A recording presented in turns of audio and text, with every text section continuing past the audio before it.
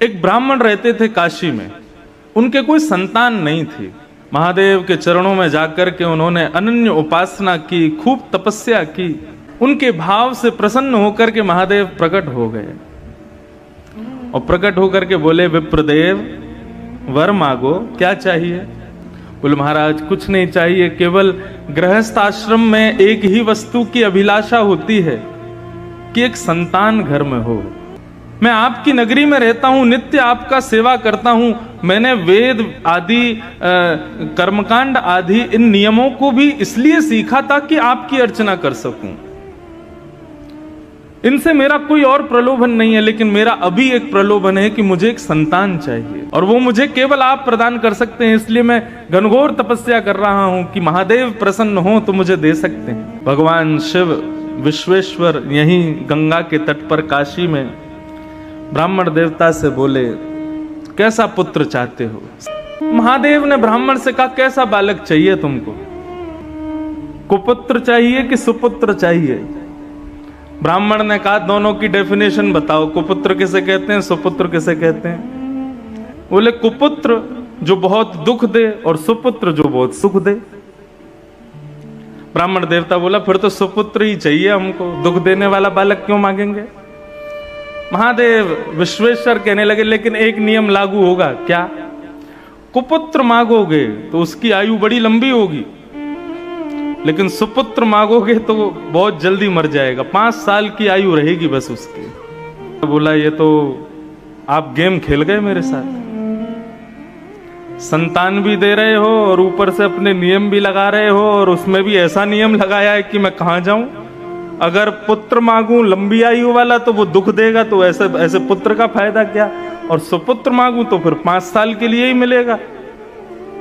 ये तो महादेव आपने मेरे को फंसा दिया, उलझा दिया मेरी बातों में। महादेव बोले, समय नहीं है, अन्नपूर्णा बुला रही हैं, जल्दी करो। तो बोले, प्रभु लंबे दुख से अच्छा तो क्षण भर का सुख है, तो आप कृपा करो सुपुत्र बालक दो। मैं ठीक है 5 साल ही सही, उस सुख तो पाऊंगा। विश्वेश्वर ने आशीर्वाद दिया और इसी काशी की नगरी में उस विप्र देवता के यहां एक तेजस्वी ओजस्वी, बिल्कुल भगवान शिव कैसे हैं, ब्राह्मण देवता के बालक हुए।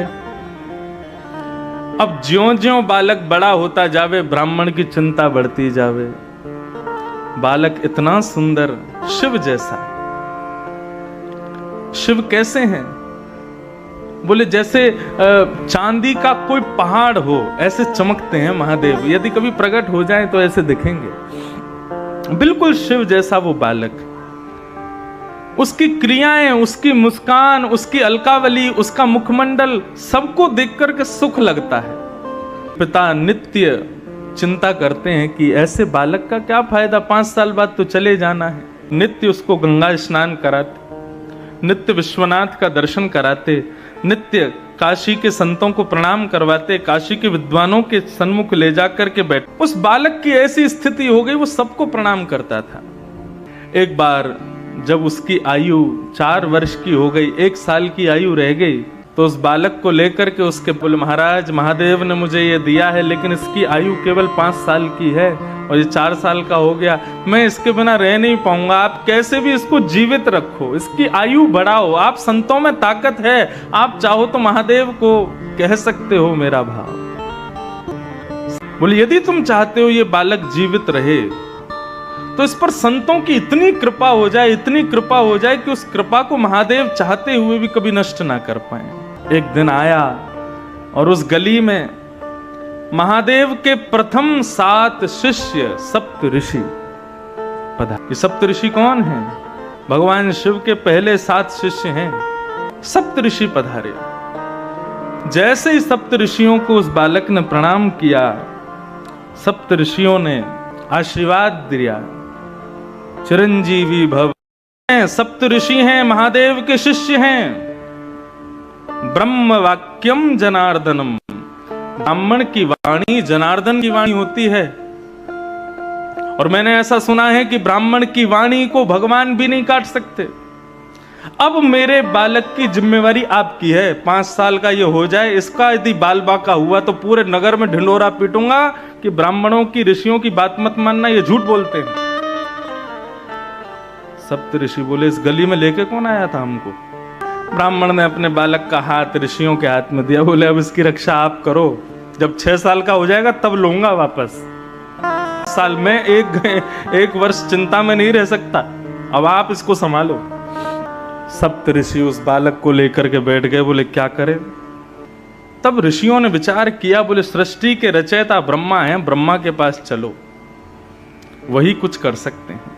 ब्रह्मा के पास उस बालक को लेकर के गए और जाकर के उस बालक ने प्रणाम किया। और प्रणाम में तो वो इतना निपुण था, लेट करके बिल्कुल दंडवत, डंडे की तरह सीधा होकर के बिल्कुल प्रणाम करता, फिर उठ करके फिर खड़ा होकर के फिर दोबारा प्रणाम करता, फिर उठ करके फिर खड़ा होकर फिर दोबारा प्रणाम। उसके प्रणाम को देख करके ब्रह्मा जी इतने मोहित हो गए, इतना छोटा सा बालक 4 वर्ष का क्या अद्भुत प्रणाम कर रहा है। ब्रह्मा जी ने उसको आशीर्वाद दिया, चिरंजीवी भव, चिरंजीवी भव, चिरंजीवी भव।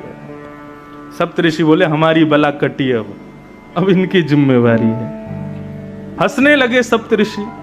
ब्रह्मा जी कहने लगे, बोले भैया हंस क्यों रहे हो?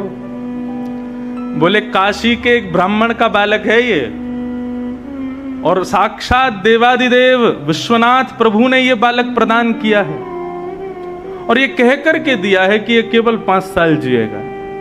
4 साल का हो गया, इसका अंतिम वर्ष चल रहा है। हमने इसको चिरंजीवी भव का आशीर्वाद दिया, तो इसके पिता ने हमको ये बात बताई, हमने ला करके इस बालक को आपसे प्रणाम करा दिया। ब्रह्मा जी बोले तो तुमने अपनी बला मुझ पर डाल दी, अपनी चिंता मुझ पर डाल दी। बोले तो फिर क्या करते हम, हमसे चिंता सहन नहीं हो रही थी, अब आप ही इसकी रक्षा करो, और यदि आपकी वजह से इसकी रक्षा नहीं हुई तो हम तीनों लोकों में ढिंडोरा पीटेंगे कि ब्रह्मा के पास शक्ति नहीं है, ब्रह्मा झूठ बोलता है। ब्रह्मा जी बोले बड़े चतुर हो तुम लोग। बोले ये चतुराई इसके पिता से हमको मिली। ब्रह्मा जी बोले अब तो फिर एक ही उपाय है, स्वयं विश्वनाथ यदि चाहें तो ये बालक जी सकता है। और उस बालक को मैं लेकर के ब्रह्मा सीधे पहुंचे महादेव के पास। उस बालक ने जो दंडवत प्रणाम किया शिव को, बाकी सब तो बैठे बैठे उसका प्रणाम देखते थे, लेकिन महादेव तो उठ करके गए और बालक को हृदय से लगा लिया। बोले बालक चिरंजीवी भव, चिरंजीवी भव। जब महादेव ने आशीर्वाद दिया, ब्रह्मा के नेत्र सजल हो गए।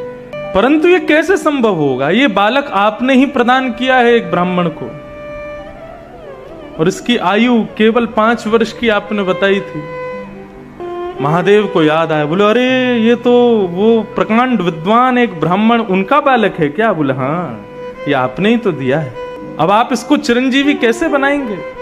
बोले मेरी जिम्मेवारी है, तुम लोगों ने मुझे दी है, तो अब मैं देखता हूं कि यमराज इसका बाल बांका कैसे करता है, और वैसे भी ये मेरा ही है। महादेव ने अपना स्वरूप शिवलिंग उस बालक को प्रदान किया और कहा बेटा यहाँ काशी गंगा के तट पर बैठो और नित्य प्रातःकाल स्नान करके इस पर बिल्व पत्र चढ़ाना, राम राम मंत्र का जाप करना, और कभी कभी ओम नमः शिवाय का जाप करना। तुम्हारा कोई काम नहीं है, पूरे दिन केवल मेरे इस शिवलिंग पर तुम बिल्व पत्र चढ़ाते रहो। वो बालक नित्य विश्वनाथ की आज्ञा से उस शिवलिंग की पूजा करने लगा। 5 वर्ष जैसे ही पूर्ण हुए, 5 साल का वो बालक जैसे ही हुआ, यमराज प्रकट हो गए, अपनी तलवार से उस बालक के सर में प्रहार करने वाले थे। इतने में ही महादेव का त्रिशूल सामने आ गया, और आकर के महादेव ने कहा क्या कर रहे हो? बोले प्रभु इस बालक का जीवन आज पूर्ण होने वाला है, इसको लेने आया हूं। बोले आपको कैसे पता इसका 5 साल का जीवन है? बोले क्योंकि ये बालक आपने ही उस ब्राह्मण को दिया था, और 5 साल की आयु कह करके दिया था, तो मैं तो आपकी बात की रक्षा करने के लिए इस बालक को लेने आया हूं। 5 साल पूरे हो गए, अब इसके जाने का समय हो गया। महादेव बोले इस बालक को उस ब्राह्मण को किसने दिया? यमराज बोले आपने दिया। ये 5 वर्ष जिएगा, ये आज्ञा किसने की? बोले आपने करी।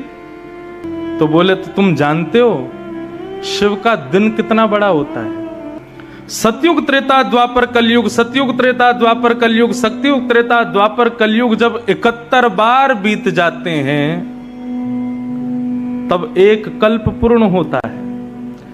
ऐसे अनंत कल्प पूर्ण होते हैं तब ब्रह्मा की एक रात्रि होती है। ऐसा ब्रह्मा भी अपने अनंत रूप बदल देता है तब महादेव का एक दिन होता है। और ऐसे महादेव ने इसको 5 वर्ष जीने का आज्ञा की है, तो इसका 5 वर्ष कितना लंबा है तुम अब गणित लगाते रहो। इस सामान्य 5 वर्ष के लिए जीवित नहीं रहेगा, ये महादेव के 5 वर्षों तक जीवित रहेगा। और वही बालक इस काशी में मार्कंडेय ऋषि के नाम से जाने गए, जो आज तक चिरंजीवी है।